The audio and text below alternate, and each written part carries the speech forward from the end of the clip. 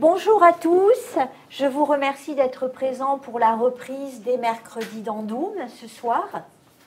Donc je vous rappelle pour ceux qui ne nous connaissent pas encore que ces conférences sont proposées par l'IMBE, l'Institut méditerranéen de biodiversité et d'écologie marine et continentale, tous les mercredis de chaque mois. Donc sont ouverts à la fois en présentiel et également en distanciel.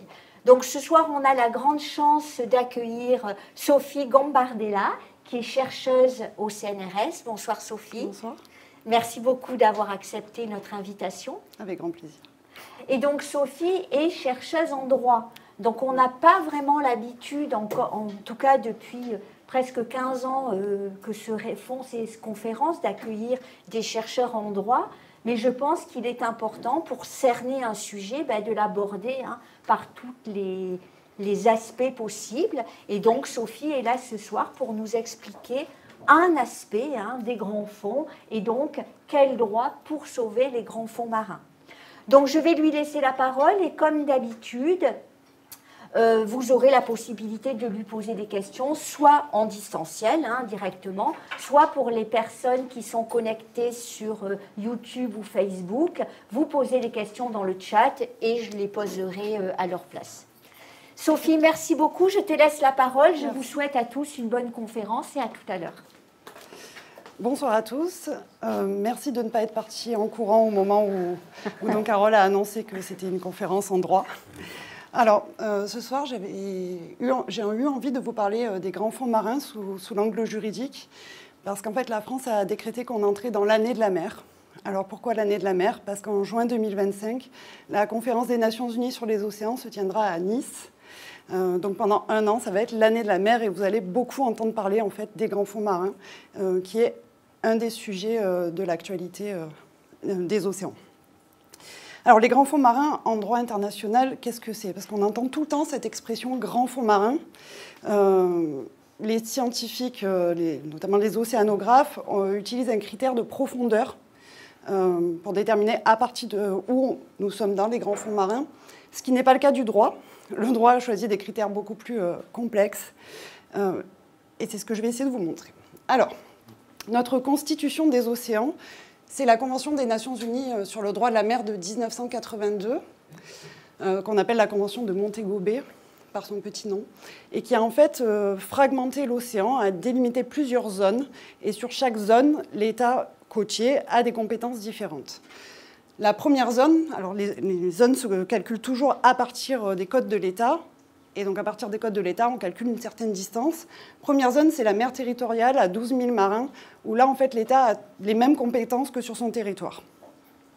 À partir de la mer territoriale commence la zone économique exclusive, qui va jusqu'à 200 000 marins, et qui ne concerne que la colonne d'eau. Sur cette zone économique exclusive, l'État n'a pas exactement les mêmes droits que sur son territoire. Il a en fait des droits exclusifs en matière notamment d'exploitation des ressources, mais il n'a pas l'ensemble de ses pouvoirs en fait, qu'il peut avoir sur son territoire terrestre. Et en dessous de la zone économique exclusive, qui est donc que la colonne d'eau, on a ce qu'on appelle le plateau continental. Et le plateau continental, c'est le prolongement de la Terre sous la mer, normalement, sauf que là, la Convention accorde même aux États qui n'ont pas de prolongement de la Terre sous la mer 200 000 marins en fait, de fonds sous-marins et de sous-sol. Et sur le plateau continental, de la même manière, l'État en fait, a des droits exclusifs pour exploiter les ressources. Alors, au-delà de ces 200 000 marins, je reviendrai après sur le plateau continental étendu, au-delà de ces 200 000 marins, on a cette même division entre la colonne d'eau en droit et le fond de la mer et son sous-sol. Sur la colonne d'eau, c'est ce qu'on appelle la haute mer. Sur la haute mer, le principe, c'est la liberté, normalement. Dans la Convention, c'était une liberté de navigation, une liberté de pêche, une liberté de survol, une liberté de pose, de câbles et de pipelines. Sauf que plus les exigences en fait, environnementales, l'impératif écologique en fait, s'est imposé en droit international, c'est début des années 70 en droit international, à partir de la grande conférence de Stockholm en 72. Donc plus on a eu cet impératif écologique et plus les libertés en haute mer ont été réduites pour l'impératif écologique. Alors, ça paraît assez simple, ce principe de liberté en haute mer, mais en fait, qui gère la haute mer? c'est par exemple pour la pêche 50 organisations régionales de pêche.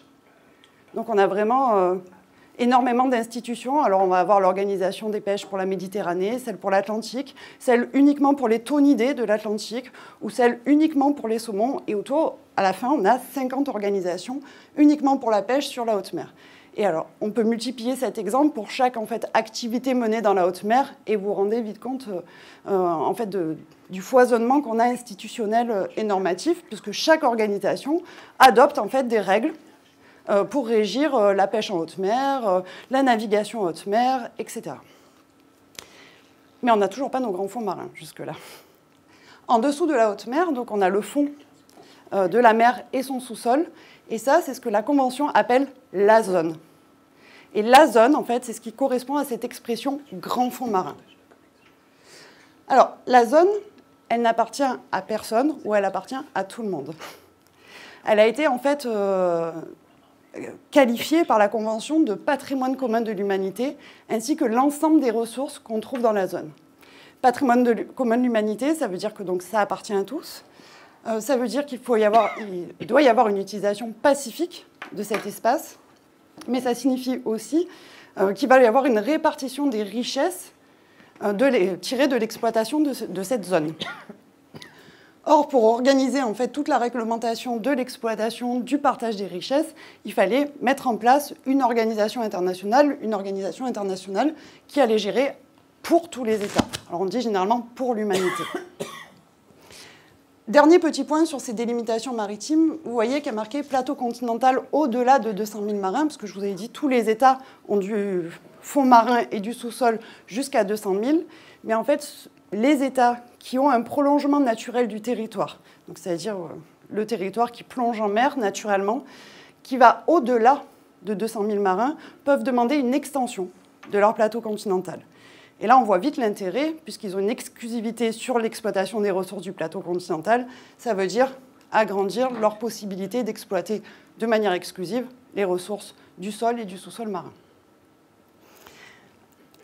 Donc la définition du droit international des grands fonds marins, c'est uniquement la zone, donc uniquement ce que vous trouvez tout en bas. Tout le reste, ça ne correspond pas aux grands fonds marins, ce sont des zones qui appartiennent aux États, pour le droit. Alors, l'organisation qu'on a créée pour gérer la zone, elle s'appelle l'Autorité internationale des fonds marins. C'est une organisation internationale qui a été créée en 1982, donc par la Convention des Nations Unies sur le droit de la mer. Mais en fait, la Convention n'était pas assez précise, notamment sur le nombre sur les compétences de l'organisation, sur les contributions que devaient fournir les États, notamment financières, pour faire fonctionner l'organisation. Donc en 1994, on a ajouté à cette convention un accord relatif à l'application de la partie 11 de la convention, qui est la partie qui crée l'autorité.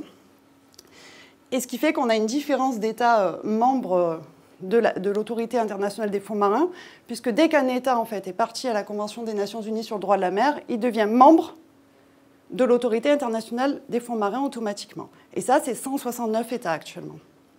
Sauf que l'accord de 1994 exigeait des États qu'ils signent, en tout cas qu'ils donnent un accord supplémentaire pour être partie membre de l'accord de 1994. Et là, on n'a que 152 États, donc on a 17 États en fait, qui n'adhèrent pas vraiment au fonctionnement de l'autorité internationale des fonds marins. Alors, au niveau de ces compétences, donc elles ont été définies dans l'accord de 1994. L'autorité internationale des fonds marins, on a d'abord une définition assez large de ces compétences. L'accord nous dit qu'elle est désignée comme l'organisation par le biais de laquelle les États partis à la Convention organisent et contrôlent les activités liées aux ressources minérales dans la zone pour le bénéfice de l'humanité. Alors, ce qui est intéressant dans cette définition des compétences, c'est qu'on voit que l'autorité, elle n'est compétente que pour l'exploitation des ressources minérales. C'est-à-dire que tout ce qui est ressources, par exemple, biologiques ou ressources halieutiques de la pêche ou les ressources génétiques, l'autorité internationale des fonds marins n'a pas compétence. Donc on a créé une organisation uniquement pour gérer l'exploitation des ressources minérales. Pourquoi ? Parce qu'à l'époque, en 1982, quand on adopte la Convention des Nations Unies sur le droit de la mer, ça fait déjà plus de 30 ans qu'on la négocie, en fait. Et on n'imagine pas du tout qu'un jour, on pêchera aussi loin, aussi profond.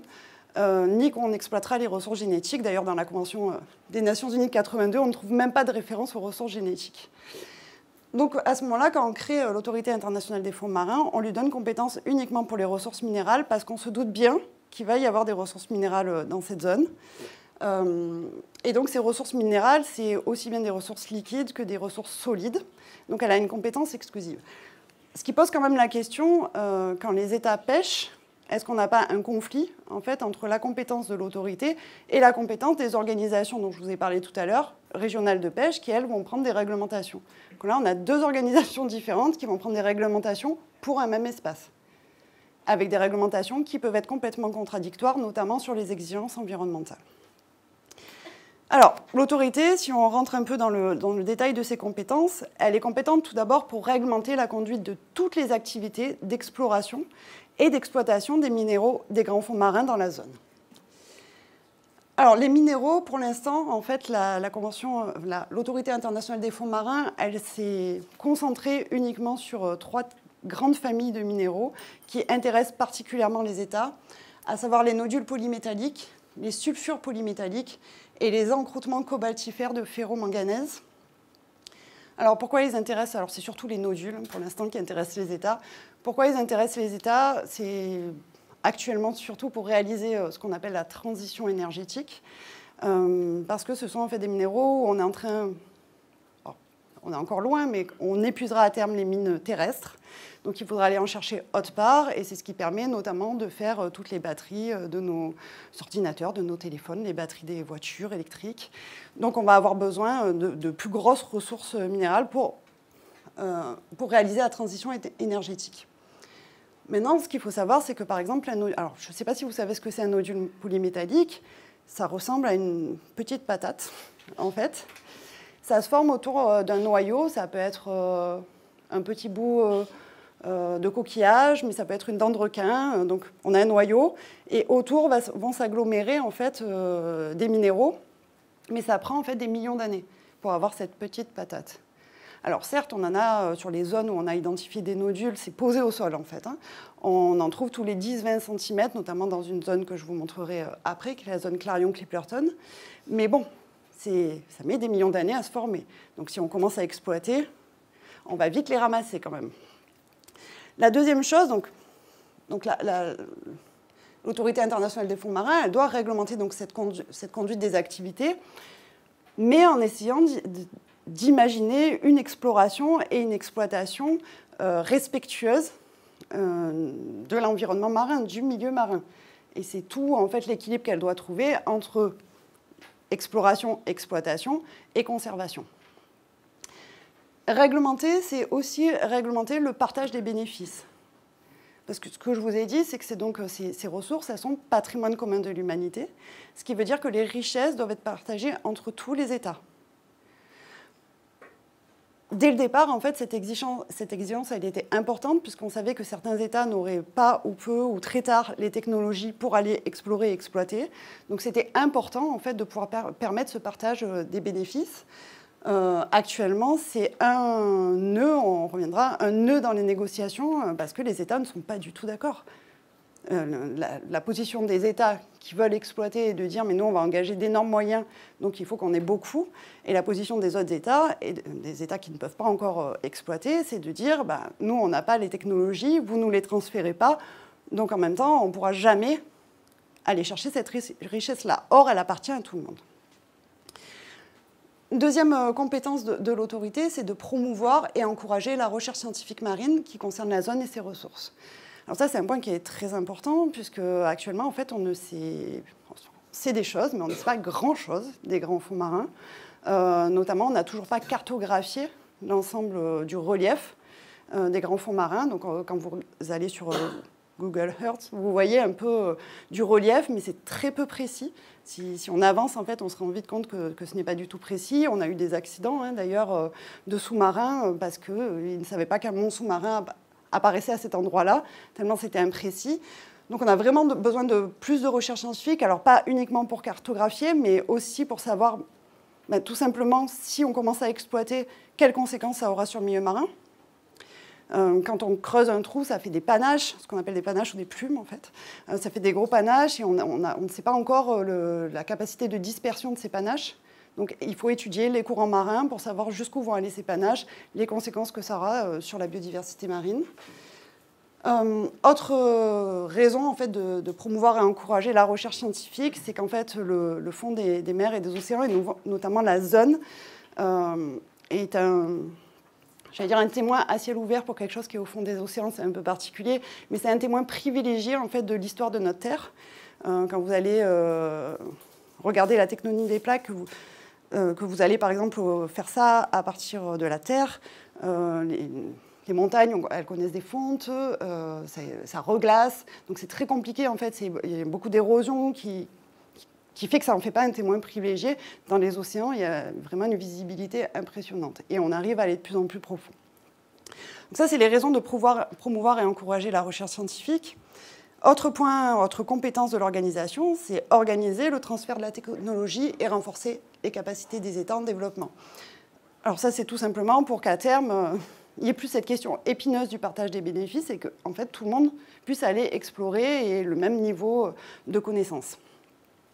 Et enfin, distribuer aux États parties des paiements ou des contributions qui proviennent de l'exploitation des ressources non vivantes du plateau continental au-delà de 200 000 marins.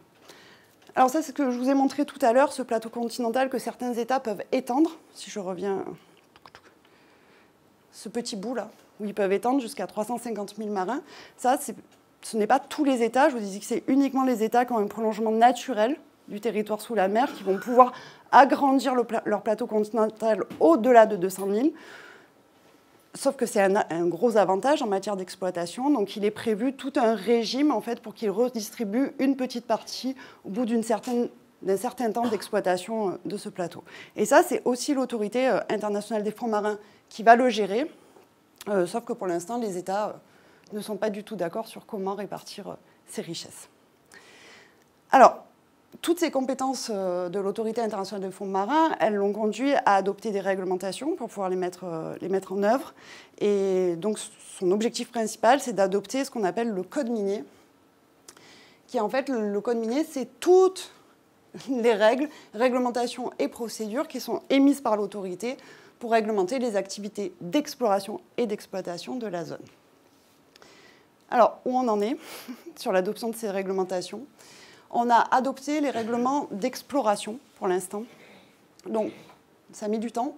Mais vous voyez, l'autorité internationale des fonds marins, elle commence à fonctionner en 1994. Le premier règlement, c'est sur les nodules polymétalliques. C'est ceux qui sont le plus recherchés par les États.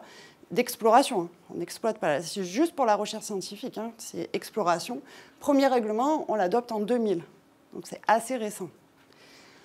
Deuxième règlement qu'on adopte, c'est les règlements sur les sulfures. Lui, il est adopté en 2010. Et le plus récent, c'est celui sur les encroûtements, qui a été adopté en 2012. Elle reste la question de l'exploitation. Pour l'instant, nous n'avons pas d'exploitation des grands fonds marins. Mais l'autorité a commencé à travailler sur une réglementation depuis très longtemps. Sauf que ce projet de règlement, pour l'instant, il bloque au niveau de l'autorité internationale des fonds marins, j'y reviendrai. Donc on a un code minier très incomplet avec uniquement les réglementations sur l'exploration. Une fois ces règlements en fait, adoptés, l'autorité, son rôle, c'est d'accorder des contrats d'exploration pour l'instant, parce qu'on ne peut pas faire d'exploitation, on n'a pas de règlement. C'est d'accorder des contrats d'exploration ou à des États ou à des entreprises, mais il faut que les entreprises soient patronnées par un État. Donc, par exemple, la France patronne Ifremer pour faire de l'exploration dans les grands fonds marins. Aujourd'hui, on en est là. J'ai essayé de faire une petite carte, mais voilà. Donc, on a 19 contrats. 19 contrats qui ont été accordés sur l'exploration pour les nodules polymétalliques, 7 contrats pour les sulfures, 4 contrats pour les encroûtements. Principalement, l'État qui a le plus de contrats actuellement, c'est la Chine. La France en a 2, donc 2 contrats d'Ifremer. Et ce qu'on voit surtout, c'est qu'on a une zone particulièrement explorée. C'est la zone qu'on appelle zone Clarion-Clipperton, et qui est en fait la zone sur laquelle on teste tout actuellement, où on fait toute l'exploration scientifique, mais où on teste aussi des outils environnementaux puisque l'Autorité internationale des fonds marins, quand elle a adopté ces règlements, il fallait qu'elle tienne compte de l'environnement, comment explorer tout en respectant en fait, le milieu marin. Et donc, elle a mis en place plusieurs outils. Le premier outil, c'est une obligation de fournir des études d'impact avant l'exploration, pendant l'exploration et après l'exploration. Ce qu'on reproche actuellement à l'Autorité internationale des fonds marins sur cet outil-là, sur les études d'impact, c'est... Alors, les scientifiques disent que déjà, ce qui est demandé d'observer dans les études d'impact est très incomplet, surtout qu'il n'y a pas de connexion entre la colonne d'eau et le fond, parce que l'autorité, vu qu'elle s'occupe que du fond marin et du sous-sol, n'a pas demandé beaucoup de critères d'impact sur la colonne d'eau. Ça, c'est le premier point. Deuxième point, c'est qu'on lui reproche un manque de transparence sur les résultats en fait, de ces études d'impact. Et surtout, c'est les entreprises qui fournissent les études d'impact. Et ça a été aussi beaucoup critiqué, notamment par les ONG, disant qu'il faudrait des études d'impact en fait, faites de manière par des experts extérieurs et non pas par les entreprises elles-mêmes. Notamment les études d'impact pendant l'exploration. Le deuxième outil qu'elle a mis en place, ça s'appelle les plans de gestion environnementale. Alors, pour l'instant, il n'y a que dans la zone Clarion-Clipperton qui sont arrivés à l'adopter, donc je vous le montre. Donc ces petites zones que vous voyez en vert et en rouge, c'est des zones dites témoins en fait. C'est des zones où on est censé ne pas explorer et observer ce qui se passe quand on explore autour. Alors, vous avez vu toutes les zones qui sont explorées. Le plan de gestion, il n'y a que pour Clarion-Clipperton où les États sont arrivés à s'entendre pour savoir où mettre les petites zones en question. Là, pareil, c'est scientifiquement très très critiqué en fait, les endroits où on a décidé de mettre ces zones-là. On dit que de toute façon, elles sont toutes trop proches de la zone, qu'il peut y avoir des dispersions en fonction des courants qui peuvent être beaucoup plus larges, qu'il faudrait des zones témoins beaucoup plus larges que celles-là. Bon, scientifiquement, il y a beaucoup de doutes sur l'efficacité de ce type de plan de gestion.